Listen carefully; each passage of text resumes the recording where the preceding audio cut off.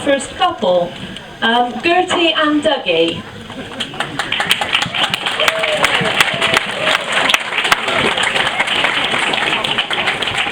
We have Gertie and Dougie showing nightwear of the 1940s period. Gertie has on a Celanese night dress with some embroidery. She has a silk dressing gown, and the slippers that she's wearing are knitted ones that she's made herself. Obviously, oh, you've got a hole. What are you going to do about that? Going to sew it up. Obviously, make, do and mend in these times, so we couldn't just throw them away. They'll have to be darned. And now I'm assuming to make a sole, have you put cardboard in them? You haven't found any cardboard. Oh, so they're not going to be very comfortable, are they? They're very soft. Of course, also in those days, houses weren't with fitted carpets. They were wooden floored mainly, or lino, so they would have been pretty cold and uncomfortable in the winter. She's got something a little special. These are her CC41 panties.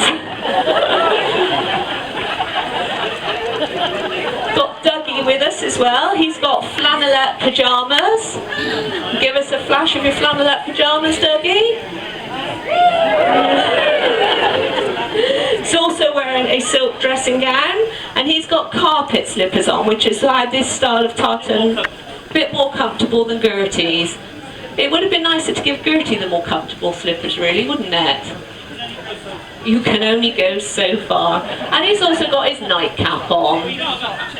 And I'm guessing that you two have probably been out on the tiles and you're just getting ready to go off to bed, are you?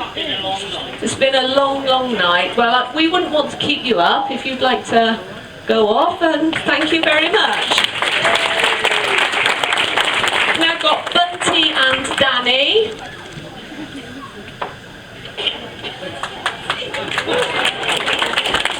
Now I think, are you two alright? Oh, they've just been bombed. Oh dear. Oh dear. Oh. What? Oh, and your hat's fallen off. Oh dear, Danny.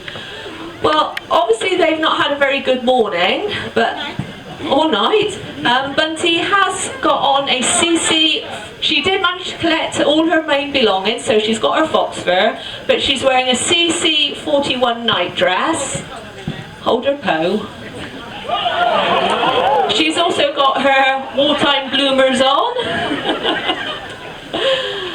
CC41 we'll explain a little bit about in a moment, but very, very plain items of clothing, no decoration, so it's just a very plain white night dress. This is also a CC41 overcoat. Obviously, clothing was quite important to try and save if you can. And his best woolen underwear. Oh dear. Got visitors? Oh dear. Got a sock. Now, you are obviously going to need some help. Edgar, PC plot. No, it's alright, you don't need to move along, he's going to help you. Oh, you've got Ed to your po, right. This is PC plot in a uniform of the 1940s. Now he's going to help our couple off to fill out all the paperwork they need to do following an air raid. Because obviously lots of houses were damaged, so they're going to need help with somewhere to stay overnight, and you're going to help them, aren't you? So your uniform you're wearing is typical of the period. You've got a G on your helmet, which stands for Gloucester County, and you are wearing your duty band, I see. So because you've got this striped band on your wrist, it means that you can be asked by any member of the public questions and for help and assistance. No, you just won't want to know. And he's very like that, you know. Obviously there were no mobile phones or radios in that time, so the whistle was the main way of summoning assistance. And you've got a very special lie detector, haven't you? The only uniform that came with the very first lie detector, and it works. Yeah, very, very effective lie detector. Thank you, PC Claude.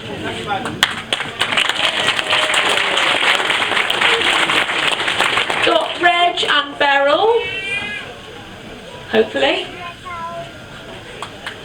Hello, darlings. How you doing? Going for a stroll around the estate?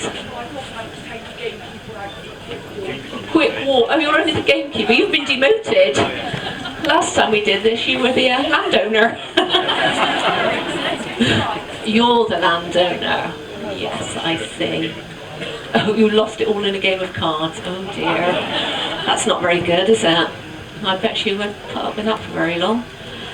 Right, with some of these items of clothing, you can research the history of the people that used to wear them. So Reg is in a 1936 riding suit. He's done some research. Obviously these suits were bespoke made for people, usually in tailors like Savile Row in London. And we do know that the gentleman that ordered this suit won the DSO in the Boer War. And he ordered this particular suit to wear to his daughter's 18th birthday. But unfortunately, she was killed in a car accident before her 18th birthday, so he ended up wearing it to her funeral. So it's a little bit of a sad story, but it's a very nice, it's a very unlucky suit. So would you not trip over the wire on your way out? Beryl is also wearing a riding suit of the period. With this suit, we don't know quite as much, but it was made for a Miss H. Benson in 1937. And you've not got the right boots on, you tell me. You've had to pinch a pair from the Americans.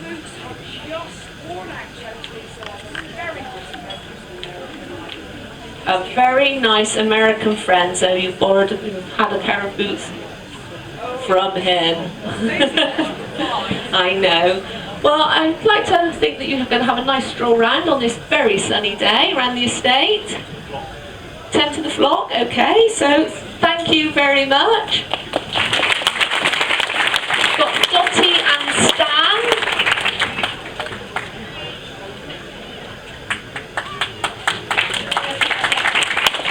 Dottie is wearing a CC41 woolen dress.